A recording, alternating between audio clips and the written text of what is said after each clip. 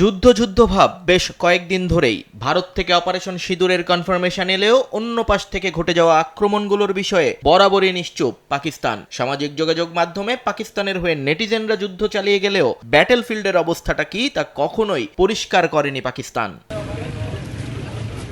কিন্তু বৃহস্পতিবার রাতে ধৈর্যের বাঁধ ভাঙে পাকিস্তানের। পিন্ডি স্টেডিয়ামের পাশে ড্রোন বিধ্বস্ত হওয়ায় বাতিল হয়ে যায় পিএসএল এর ম্যাচ, আর তাতেই যেন ফুঁসে ওঠে পুরো দেশ। রাতের আধারে পাল্টা আক্রমণ হয় ভারতে। ইন্ডিয়ান গণমাধ্যমের দাবি অন্তত 15টি শহরে ক্ষেপণাস্ত্র নিক্ষেপ করেছে পাকিস্তান, আর তার জেরে এবার বন্ধের উপক্রম আইপিএল।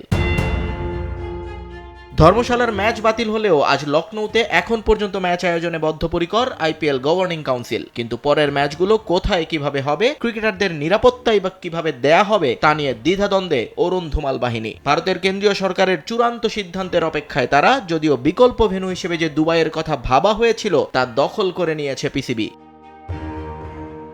এদিকে ধর্মশালার ম্যাচ বাতিলের পর মাঠে থাকা এক চিয়ার লিডারের ভিডিও ভাইরাল হয়েছে সামাজিক মাধ্যমে, যেখানে তাকে আতঙ্কিত হয়ে মাঠ ছাড়তে দেখা যায়। বিসিসিআই ম্যাচ বাতিলের কারণ হিসেবে ব্ল্যাক আউটের কথা বললেও ভিডিওতে বারবার বোমার কথা বলছিলেন সেই চিয়ার লিডার।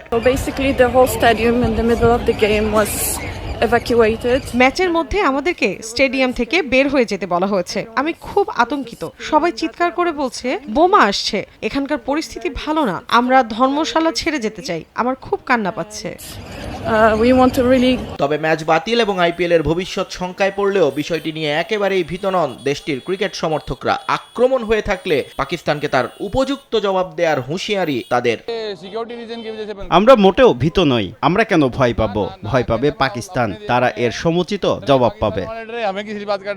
আইপিএলে এখনো গ্রুপ পর্বের ম্যাচ বাকি 12টি। নিয়ন মুহাইমিন, সময় সংবাদ।